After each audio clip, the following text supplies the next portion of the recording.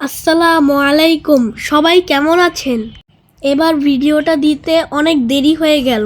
আজ আমরা মিশর ভ্রমণের ৬ নাম্বার পর্বে আমরা সাকারা শেষ করলাম। এখন আমরা গিজার উদ্দেশ্যে রওনা দিব।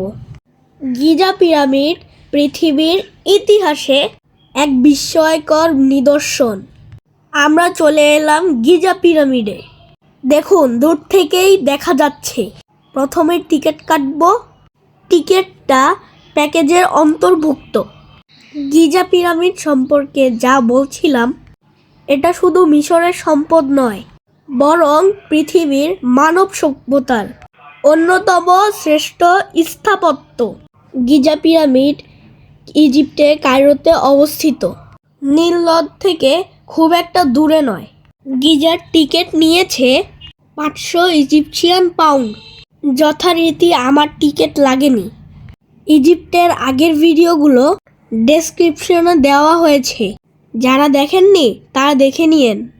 আমার ভিডিওগুলো অবশ্যই শেয়ার দিয়ে দিবেন। এটা হলো খুফুর পিরামিড। গিজায় ৩টা পিরামিড আছে। খুফুর পিরামিড নির্মাণ হয়েছিল ২৫৬০ সালে। এর উচ্চতা ছিল ১৪৬ মিটার। এটি পৃথিবীর প্রাচীন সাতাশ্চর্যের একমাত্র টিকে থাকার নিদর্শন। প্রায় ২৩ লক্ষ পাথরের ব্লক দিয়ে এটি নির্মিত। প্রতিটি পাথরের ওজন ২ থেকে ১৫ টন। এটি বানাতে সময় লেগেছিল ২০ বছর। এত ওজনওয়ালা পাথরগুলো কিভাবে যে সেট করলো, চিন্তা করলেই মাথা ঘুরে যায়। এত বছর আগে এও কি সম্ভব? তাও আবার আধুনিক যন্ত্রপাতি ছাড়া। এই পিরামিডের ভেতরে ঢোকা যায়, তবে এর আগে রেড ও ব্যান্ড পিরামিডের ভেতর ঢুকেছিলাম, তাই এটাতে আর ঢুকছি না। প্রতিটি মানুষের একবার হলেও এই পিরামিড দেখতে যাওয়া উচিত। খুফুর পিরামিড ছাড়াও আরও ২টো পিরামিড রয়েছে, তবে খুফুরটাই সবচেয়ে বড়। এখন আমরা যাব পিরামিড অফ খাফরে। খুফুর পুত্র খাফরে এই পিরামিড তৈরি করেছিল। উচ্চতায় সামান্য কম হলেও উঁচু ভূমিতে থাকার কারণে এটা উঁচু দেখায়। এর চূড়ায় এখনো কিছু মূল চুনা পাথরের আবরণ দেখা যায়। গ্রেট ফিনিক্স এই পিরামিডের সাথেই যুক্ত। কাছে থেকে মনে হয় সবগুলোই কাছাকাছি, কিন্তু আসলে তা নয়। আমরা এখন যাচ্ছি পিরামিড অফ মেনকাউরে।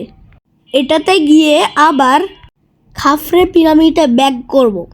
তো গাড়িটা এখানেই থামানো যাক। এই জায়গাটা দেখে মনে হয় আমি একটি মরুভূমিতে চলে এসেছি। দেখুন দূর থেকে পিরামিডগুলো কেমন দেখতে। ৩টা পিরামিড একসাথে দেখব বলে দূরে এসেছি। দূর থেকে ৩টা পিরামিড কেমন লাগে দেখুন।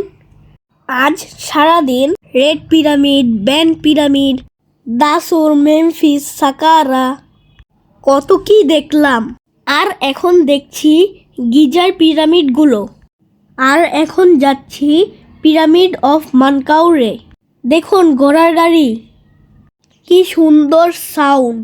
গিজার ৩টা পিরামিড সবচেয়ে ছোট মানকাউরে। এটার নির্মাণে গ্রানাইট ও চুনাপাথর ব্যবহার করা হয়েছে।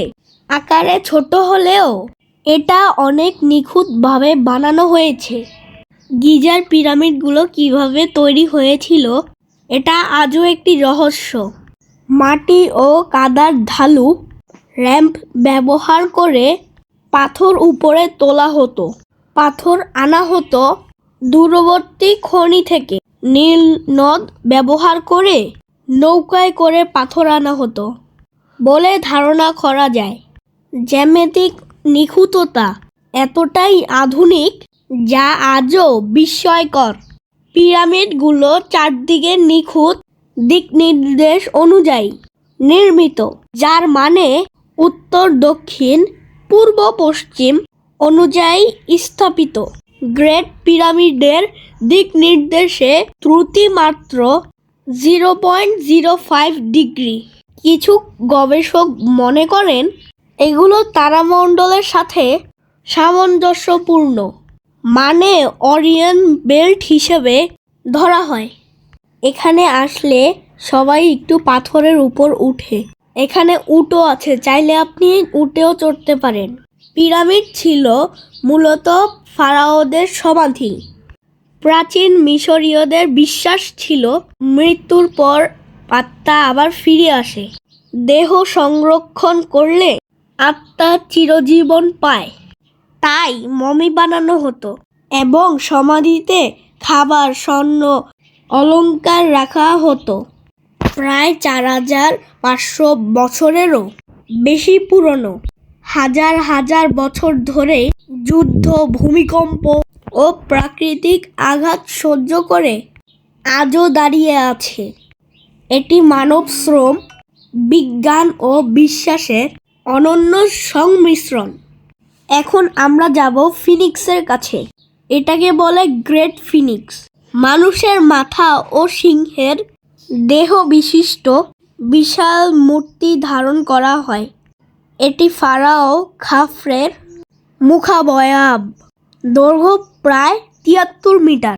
এই যে দেখুন, চলে এসেছি। উচ্চতা 20 মিটার। আজ অনেক টায়ার্ড, তাই আর ভিতরে যাব না।